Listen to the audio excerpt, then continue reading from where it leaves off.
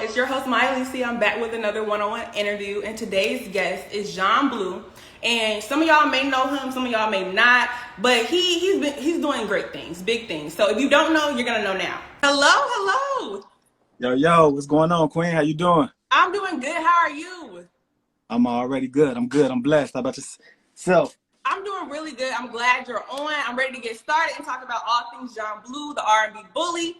First, I gotta say congratulations on dropping 3 singles the first quarter of 2022. Okay, so before we get into 2022, I want to spin the block real quick, okay? And I want to run down your accolades because you got a lot of them. So first off, you're a 6-time Billboard charting independent recording artist from Chicago, a brilliant R&B singer, songwriter, producer, engineer, CEO of Single Makers Production, Blue Beats, and you support and give back to your community, which is Chicago, your city. So when you hear Single Makers in the beginning of the song, we know that's a John Blue production, okay? So you produce Future's Parachute, DJ Khaled, artists. You work with Timberland, Bobby Valentino, Day 26, and the list just goes on. I can keep on going.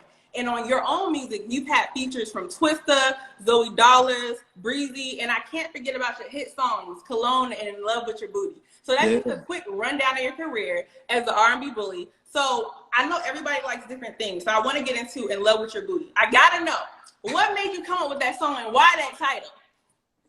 So when I did that record, it was like, I think it was in 2009, right? And I pretty much wrote it from a perspective where what all men pretty much think anyway. So like a lot of times you can see a woman walking from a distance and she look good from afar, but up close she might be far from looking good. So I tried to turn that into a record. You know what I mean? At the time, like, man, like, don't turn around because I'm in love with your back. But if you do turn around, I hope your face match. So I'm like, okay, oh wow, that's a hit. And just them little couple simple words. First I did the beat. I'm sorry. First I did the track. Then I wrote to the track. And then I laid it, and then that was it. Wow. I love it. And I love how you stuck to yourself, too, because if you wouldn't have produced that, it wouldn't be a hit. You wouldn't have got that hit song. And then that took you in 2010 to your Last Dance tour. And, you know, you performed with major artists like Nicki Minaj and J. Cole. So, like, what was that like as a new artist coming out and performing at your tour?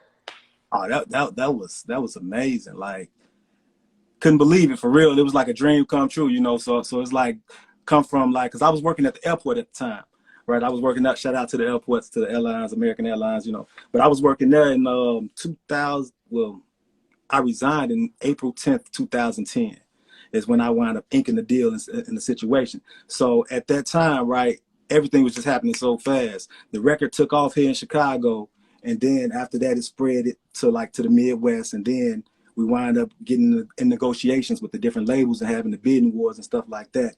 And then we wound up inking the situation, and from there it landed them type of opportunities. Like I think that was in Tampa, the last damn show that we did in Tampa. That was the title of their show. It's called The Last Damn Show, and it was Rick Ross, Mystical, J. Cole, Nicki Minaj, Gucci, myself, Miguel, all on the headline. So that's how huge the record was. So I think it was about 50,000 in the audience, and yeah, it was epic. So were you nervous when you did that tour? What? Absolutely.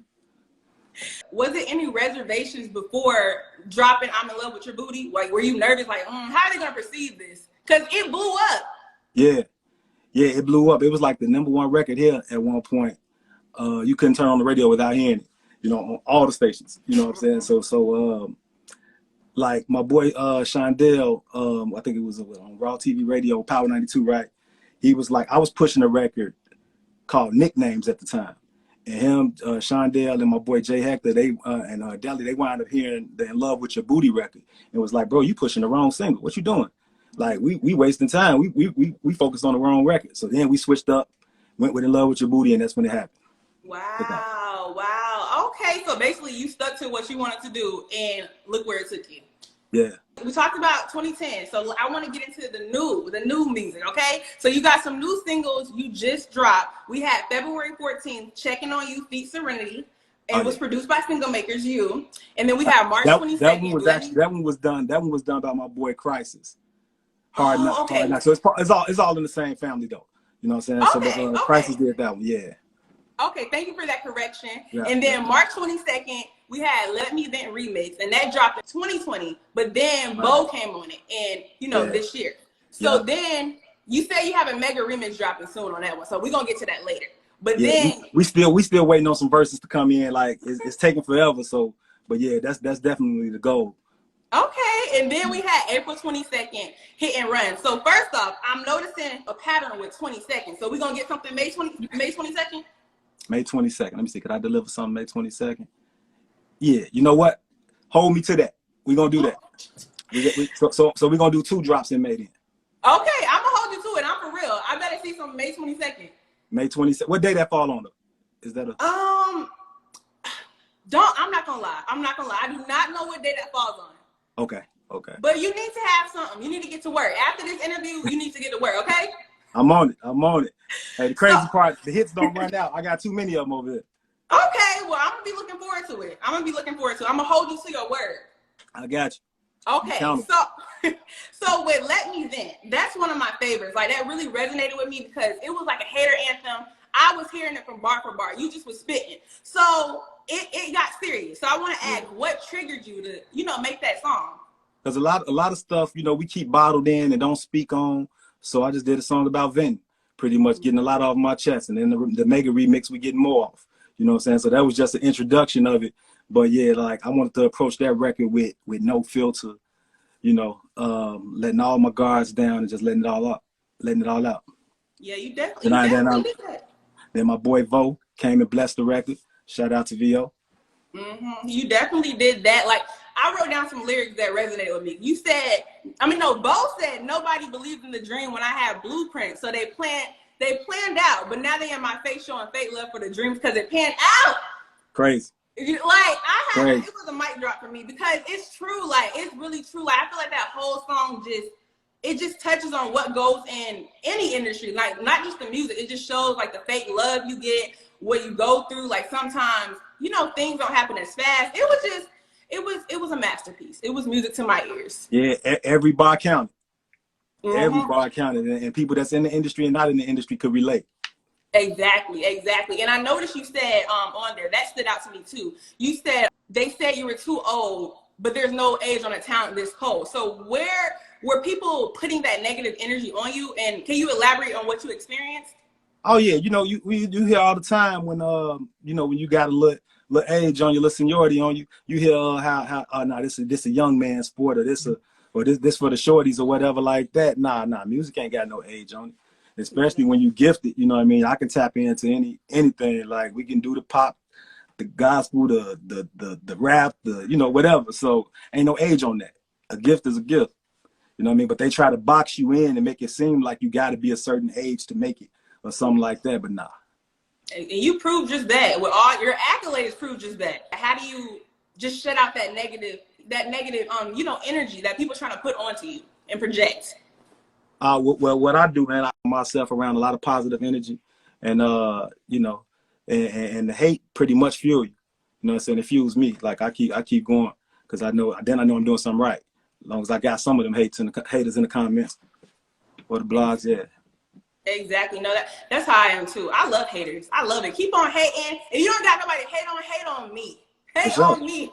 So sure. I agree. I love the haters. And in this industry, did you ever feel yourself like giving up? Yeah, we always had them moments because the music industry is up and down. So a lot of times stuff don't happen when you want it to happen, and you might get discouraged and want to quit. But my advice to anybody that's doing it, like, if that's your passion, follow it. Timing is everything. So them doors are open when it's time. As long as you stay consistent and keep pushing and keep God first, yeah, it all manifests the way it's supposed, if it's supposed. I agree, definitely. And you and Lyrical Bo, you guys were in the car on his YouTube. And I know you already made Let Me Vent previously, but it said that you guys made it in the car. So was Lyrical Bo spitting off the dome, or y'all just hopped in the car and did that? No, so what we did, we hopped in the whip, put the mic in the whip, and just tried to give a different look, different feel. And I forgot how we came up with that concept. After we did it in the whip, we actually came back in the crib and actually recorded it for real. So we freestyled it basically in the whip, you know what I mean? But everything was written for show, you know what I'm saying? It was written for show. It wasn't off the dome. Like, man, if you could think like that off the dome, that's crazy. Yeah, I was like, okay, thank you. I know you signed the Equity Distribution, a music platform for artists, and some of the other artists that are on that is Kelly Rowland, Tinashe, and many more. So that means you have ownership of your masters. So I want congrats on that. So that's really big. And so you know what's crazy? Like, we just broke that information too on your platform. Like, we ain't even made the announcement yet for real. So yeah. So we did ink the situation. We just ain't we ain't broadcasted it yet, but it's official. Okay, Equity distribution. yes, I love it. Okay. I know everyone wants to own their masters, right? So I want you to tell me about how did it come about, and from a business perspective, what advice would you give to other artists? Oh man, like definitely control your environment, control your own business, and if you're not that business savvy, have some people in your corner that you trust that could overlook the paperwork, that's got your best interest at heart. You know what I'm saying? They can overlook your paperwork or whatever. But like I said earlier, don't give up. pursue your dream, pursue your passion, and definitely, man, study. Always be a student. And always soak up information. You know what I mean? Because you can never stop growing and learning. Exactly, a student of the game. Exactly. And to know that, like, one of my projects is titled this too: "Sacrifice come before success." So even in the dictionary, sacrifice come before success. You know what I mean? So you definitely gonna have to make some sacrifices. Not meaning selling your soul, nothing like that, but you're gonna have to give up to get. You know what I'm saying? Give up them club days, give up partying 24/7 or drinking or smoke. You know what I'm saying? And focus, get your butt in the studio. Work what you want to do. Exactly. I definitely agree with that. I feel like a lot of people feel like they're missing out when they're not. You're not missing out when you're working on yourself. So I agree with that. Stay a student of the game and just keep on grinding. And was that hard to obtain that? Yeah, a little bit, because when it's fresh and it's all new, starting off. So those was the L's that we had to take, the lessons to learn. You know what I'm saying? We had to learn I had to learn in order to become who I am now. So yeah, of course, when the money was coming in like super duper crazy from off the shows, gigs, placements, whatever, features, whatever, I wasn't investing. I ain't no better for real. I was buying the whips, buying the jewelry, buying stuff that not assets, you know what I'm saying? I was buying all liabilities. So now my mindset different. So yeah, once you do make it and you getting stuff cracking, hey, spend that money wisely. Exactly. Thank you. Okay, that was good advice. What advice would you give a new artist on being independent or signed to a label? Because people like to take different routes. Yeah.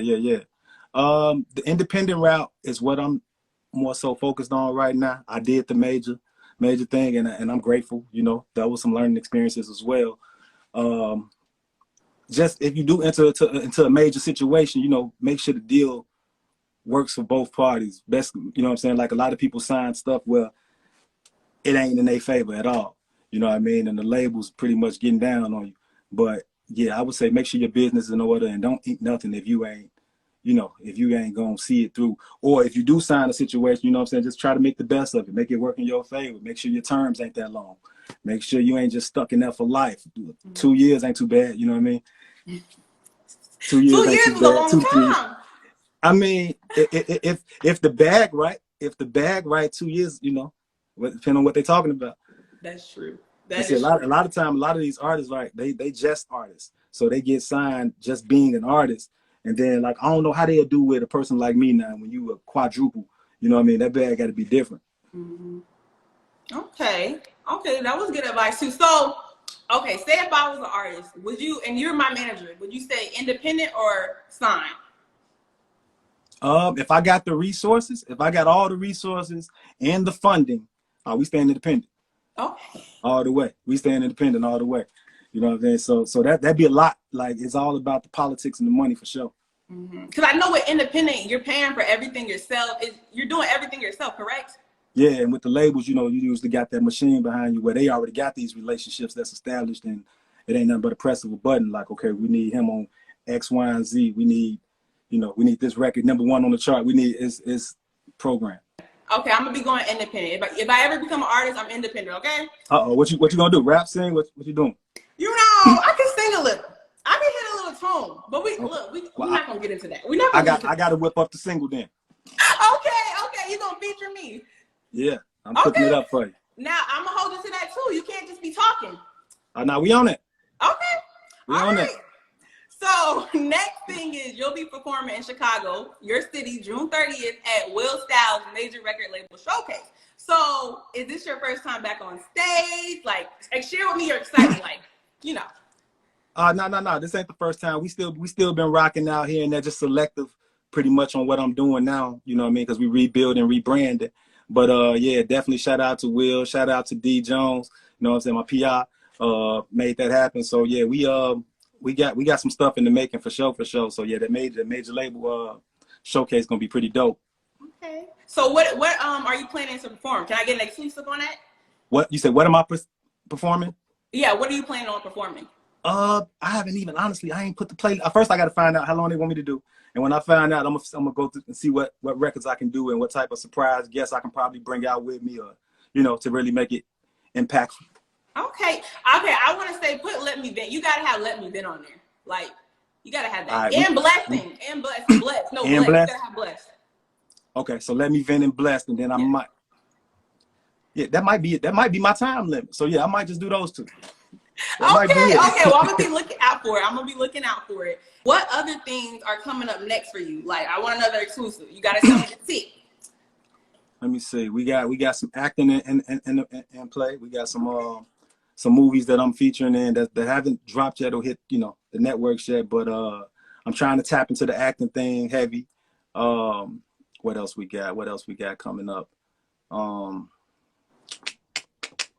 A few major placements that I can't speak on those, but we got some major placements coming up. But you'll be the first to know before they even hit the platform. I'll make sure of that too. So hold me accountable on that. Okay. We got what else? So watch this. I'm gonna actually drop. I think the first record I'm gonna drop, and I'm almost done with it. But I'm gonna drop a gospel record before I come with anything else. Okay. Oh, okay. Let's talk about that too, because I noticed with your music, you know, you venture out. You don't just stay stuck in one place. Like, we got some uplifting hater anthems, love songs and stuff. So I like that. I like how you're dibbling and dabbling in everything. So yeah. I know some people are like rappers, singers. Some people don't like to be categorized as that. So would you want to be called an artist or just like a rapper or a singer, or what do you want to be called? I don't even think I'm a singer, like, for real. So I do the melodic thing, but artist, you know, an artist that can do it all. That can do it all pretty much, yeah. So I always hated to be boxed in. Like, some people used to ask me, like, "Yo, what you prefer? You prefer to write? You prefer to produce? Or you prefer to be an artist?" Like, I like all three of them evenly. Okay. Are you gonna get into more gospel music, or is just one song we getting? Nah, it ain't gonna just be one. I can see myself doing a few, and for other people. Okay, I like that. Yeah. So basically, another thing too, I want to ask. I want to go back to the acting. So when did you start acting? Did you just get it started in 2022? How long has this been cooking up? Nah, I've been trying to display that a little bit in a lot of videos. You know, so before it hit the main cameras and stuff like that, I tried to display a little bit, like I did. Well, pretty much a lot of my videos, I try to incorporate little acting and little scenes, little skits, just to show the character, the sense of humor. Because a lot of times, you know, I don't go live. This is probably my first time ever on live for real. You know, I don't go live. I don't show the people who I am for real. Like, really a fool, a nut, like, sense of humor, stupid. Like, love to laugh, but I don't show that. You know what I'm saying? So I know for a fact I got to be more involved in showing my day to day and giving that. So I say, look, we got to. I'm actually working on a spinoff called Play Brothers. And Play Brothers is a spinoff of Step Brothers with Will Ferrell. Yes, that was a movie. So yeah, so me and my boy Edwin Williams III, we doing that. It's a comedy joint that we doing. Crazy though, hilarious. Okay. So that'll be coming this year, the Play Brothers episodes, the TV show. Okay. Oh, it's gonna be on TV. Hopefully. Okay. So you just got a lot cooking up. Yeah, we need to see more John Blue, because people need to put a face with the name. Okay, don't go and hide it. We want to see your personality. Okay, like, we gotta see it. And I gotta hold myself on that too, because I know for a fact, like, I hate it, but I got to do it. Exactly. You gotta step outside your comfort zone. Yeah, absolutely. Sometimes when you step out of that comfort zone, it might be that just that thing that take off before the music even, you know. Exactly. So I get it. Exactly. So what's holding you back? from stepping out? Like what made you be like, oh, I don't want to do that? I think the era that we was you know, like cracking in through that little and times and change. So back then we didn't have to do all that. So it's trying to adapt, of course, you know, like, cause when we had stuff cracking, like, and still do, but you know, when it was huge and at its peak, it was street promo, it was radio, it wasn't really no platforms like IG and stuff like that, where you know, you got to be social and stuff like that. We was really in the streets, you know. So when you saw us, we was out there. Wow. We used to move around strong. So now I have to adapt to. It's just that, like you said, you know, I got to get comfortable with picking up the phone, going live, and talking to the people, and just slowly building it. Exactly. You know? And it's I crazy. know, and I don't even post enough, so I know I'll probably get out the algorithm. So I post, like, when I'm on fire, then the likes and views be going crazy. Then when I call myself creeping, tiptoeing back in, like such, like recently, yesterday, nothing. Like, you know, so I got to rebuild it. So that's crazy. Yeah, it's not gonna take you long though. Like the time we're in now, it's so easy to go viral. We got reels, you know, it's so much stuff you could do to put yourself out there. And it's crazy that you said that you're nervous, because street promo, you gotta really be in their face. So you told me that was easier. You telling me that was easier than posting yourself? I'm not. The nervous thing used to start. It was early on. I had to get over that quick. So yeah, I'm like, all right, because I used to be like, my family used to throw little family gatherings and stuff, right? And I had to try to perform in front of them, voice shaking and everything. Like, I'm like, oh man, they like, well, if that's what you want to do, you got to get up out of that, you know. So I started. That was my practice, trying to do shows for the family. So that was practice. Okay, you've been in the industry for a long time. Tell me something like a highlight of your career. I think that went in peaks. Like, it went from signing to thinking like that was the best moment to ending up at Jamie Foxx's crib with him, Drake, and all them, to I'm like, yo, it don't get no bigger than this, to then getting flown out by Timbo, you know what I'm saying, talking to him on a regular, him and Mom's, like, and being on stage with him at a couple of venues. Shout out to the interns too, and Cosign made that happen. But it was like every time something would happen, I would be like, okay, that didn't kill that introduction with Timbo, didn't kill the whole me signing with Jive, or, you know, so it kept graduating. It kept graduating. So I had a few highlights. And like you say, the Nicki Minaj, that show, that was a super duper highlight. The most recent would be the EQ deal, the equity distribution deal. What else? Off subject, tapping into boating, you know, getting into the, you know, bought a yacht and trying to do the captain thing and keep the boat booked out and stuff like that. But I'm gonna switch it up this season and do the studio sessions on the water. Shameless plug.